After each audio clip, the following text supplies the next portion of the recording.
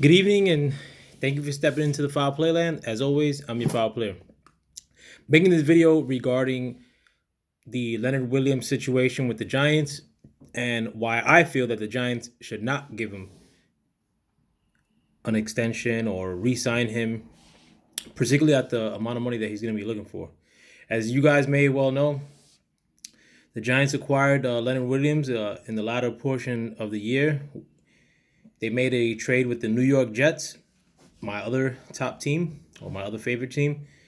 And they gave the Jets a third round pick and a conditional fifth round pick, which could turn into a fourth round pick if the Giants choose to re-sign Leonard Williams, which a lot of the indications are that they will re-sign Leonard Williams, to my disappointment.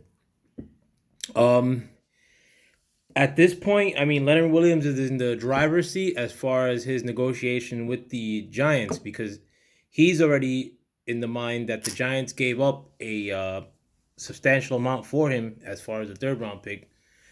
Um, so he knows that they don't want to lose that pick for nothing. And to save face, Gettleman is going to want to re-sign him. I think Dave Gettleman has also gave indications that he's interested in signing him and saying that the pick or the trade was worth the squeeze, the juice was worth the squeeze in relation to Leonard Williams. The reason why I don't think that's a good signing is because the amount of money that it's going to take to sign Leonard Williams. Leonard Williams, I think, is a good candidate to be the first of a lot of the pass rushers and defensive linemen that are going to sign this year, which is not a great crop to begin with. Like the selections that are going to be up in free agency aren't that great. And I think he's going to be potentially one of the first to sign before there's a lot of fanfare or the ability to really poke at his numbers, if you will. If I had to guess what he would be signing for, I think the starting point for Leonard Williams is 5 years at 75 million bucks. That's going to be a average of 15 million per year. That's entirely too much. We do have a lot of money in free agency this year, but to tie up what could potentially be almost a quarter of that money on a player who is not a pass rusher, it's too much. Leonard Williams, if I had to give you a quick synopsis of his time in the league and in USC, because I wasn't forced picking Leonard Williams with the 6 picks for the Jets. Like I said, I'm a Jet fan too. But Leonard Williams, his only ability is the fact that he's kind of strong and that he's a big guy. That's all.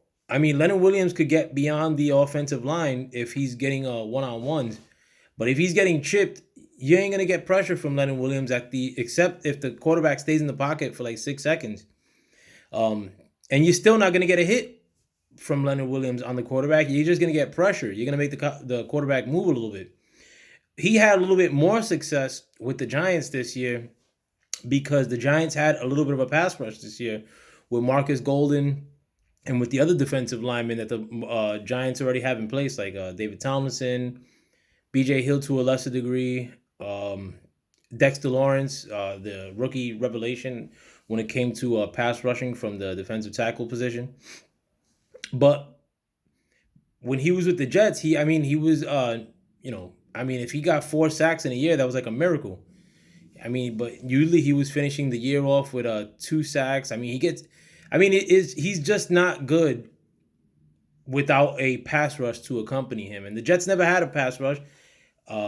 So he was never good with the Jets. And he had a little bit more success with the Giants, but you got to remember too, he's going into into a contract year, and the Giants did have a pass rush.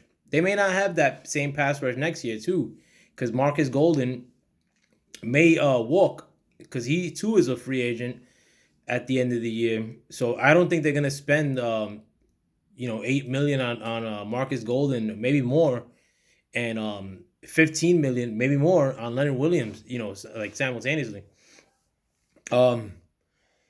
Another reason I'm not cool with signing him is because a lot of people don't want to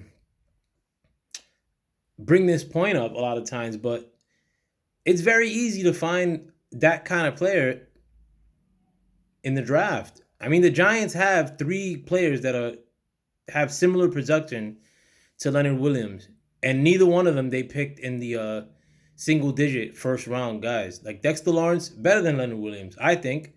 BJ Hill last year better than Lauren Williams. This year he had a step back. Um, David Tomlinson, comparable, very comparable to Leonard Williams. Just a big guy, big body, doesn't get much of a pass rush. Very comparable to Leonard Williams.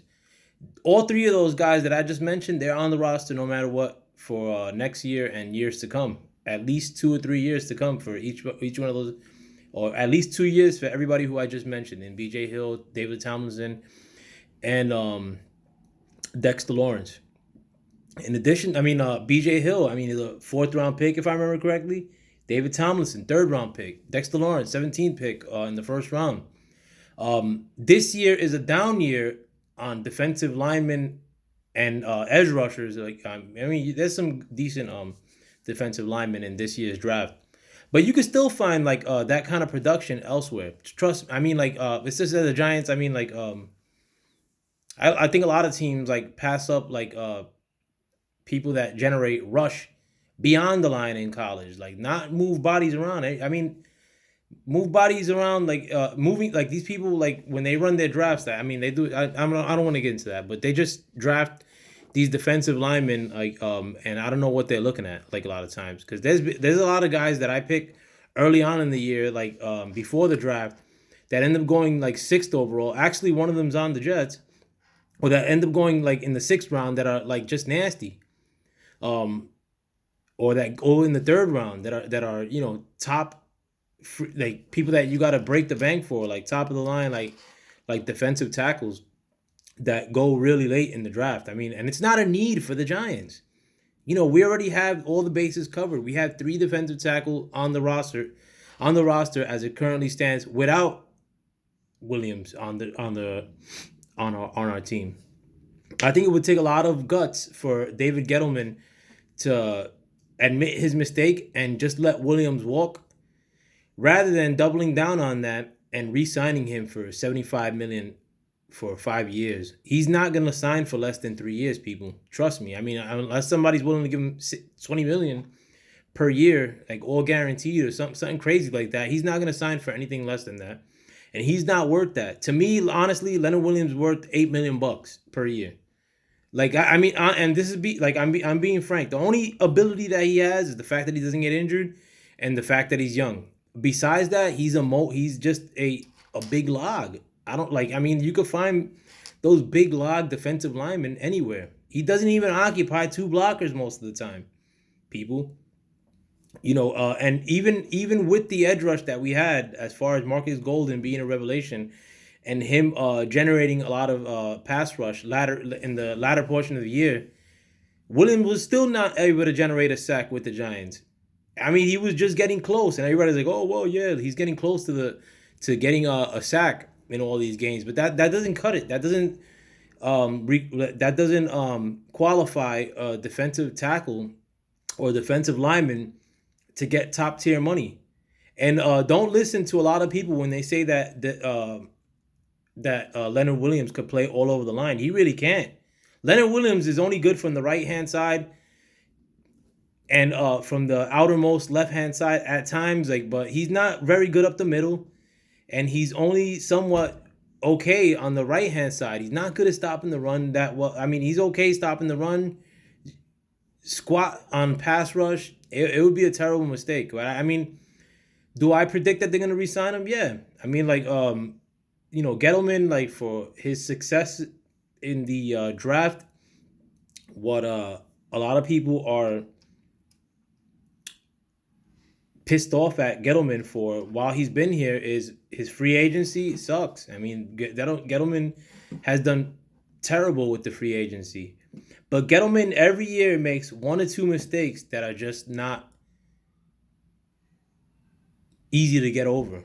And they're like really bad. I mean, like, and we're not a good team. We haven't been a good team for quite a while.